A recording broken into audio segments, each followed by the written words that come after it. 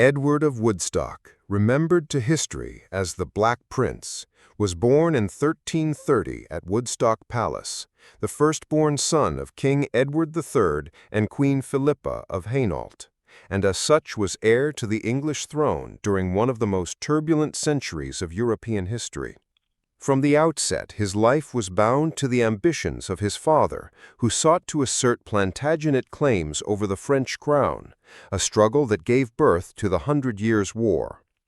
As a child, he was not only schooled in Latin, theology, and courtly etiquette, but also trained in the arts of knighthood, swordsmanship, jousting, and horsemanship, disciplines in which he excelled and which soon made him the pride of the English court. Chroniclers described him as handsome, dignified, and courageous, embodying the very model of chivalry. Yet, behind the refinement of courtly life lay the stern realities of war, realities Edward embraced with a precocious eagerness.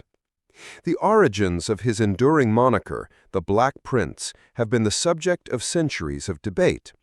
Some claim it referred to the dark armor he wore during battle, perhaps blackened to intimidate foes, while others believe it reflected the fearsome reputation he gained among the French and Spanish for his merciless campaigns.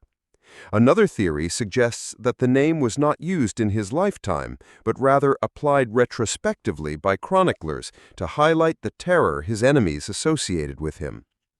Regardless of its origin, the title came to symbolize the shadow he cast across medieval Europe. His military reputation was made at the astonishingly young age of 16 during the Battle of Crécy in 1346, where Edward commanded the vanguard of the English army. Despite his youth, he held his ground with discipline and resolve against overwhelming French cavalry assaults. His father, Edward III, famously refused to send reinforcements, declaring that the boy must win his spurs, a knightly phrase meaning to earn his place as a warrior. The victory at Crécy established him not only as a commander of rare ability, but also as a symbol of England's rising military power. A decade later, in 1356, his renown soared even higher at the Battle of Poitiers, where he masterminded the capture of King John II of France, a stunning coup that humiliated the French monarchy and resulted in enormous ransoms that enriched England. His courtesy toward the captured king, dining with him and treating him as an honored guest, reinforced his chivalric image, though his tactics on the battlefield were anything but merciful. Edward's campaigns stretched beyond France. As Prince of Aquitaine, he led expeditions across Gascony and ventured into the Iberian Peninsula, where he supported King Pedro of Castile in reclaiming his throne. The campaign in Spain culminated in the Battle of Heir in 1367, a hard-fought victory, but one that drained English coffers and weakened his health. These extended campaigns, combined with the heavy taxation needed to fund them, created tensions in his territories and tarnished the adoration he once enjoyed. The harsh realities of war, the devastation wrought upon civilian populations, and the grueling marches across hostile lands weighed heavily on his men and fostered resentment among allies.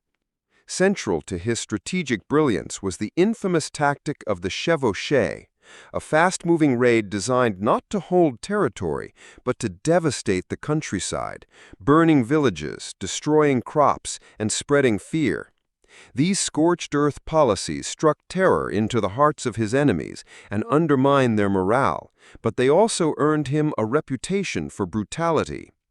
Sieges, another cornerstone of his campaigns, were conducted with a keen psychological edge. Towns often surrendered quickly under the pressure of his fearsome reputation. Yet when resistance was strong, he could order ruthless sackings, as in the infamous sack of Limoges in 1370, where chroniclers like Jean Froissart claimed thousands were massacred.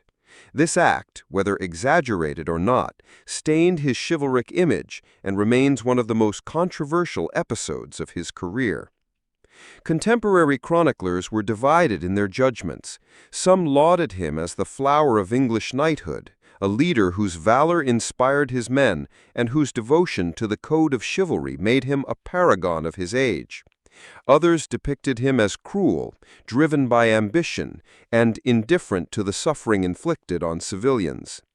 This duality has fueled historical debate ever since, leaving his true nature shrouded in both admiration and condemnation. The later years of his life were marked by decline.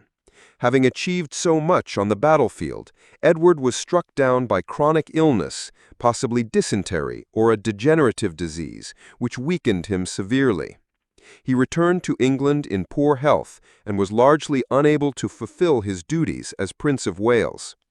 Despite his military genius, he would never wear the crown, dying in 1776, a year before his father, leaving the succession to his young son, Richard II.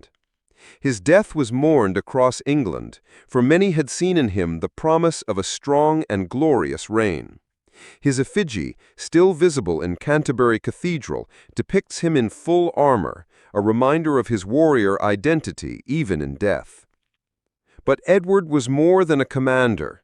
His marriage to Joan of Kent, known as the Fair Maid of Kent, offered a glimpse of his personal life, one described as affectionate and stable, producing children and cementing alliances within the royal family.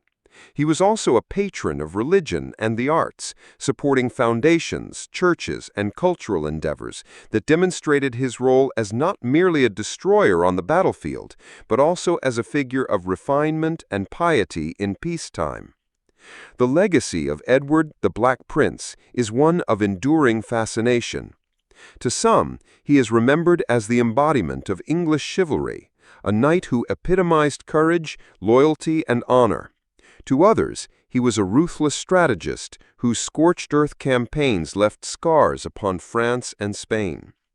Modern historians and popular culture continue to debate his image, balancing the noble and the savage, the knight and the conqueror.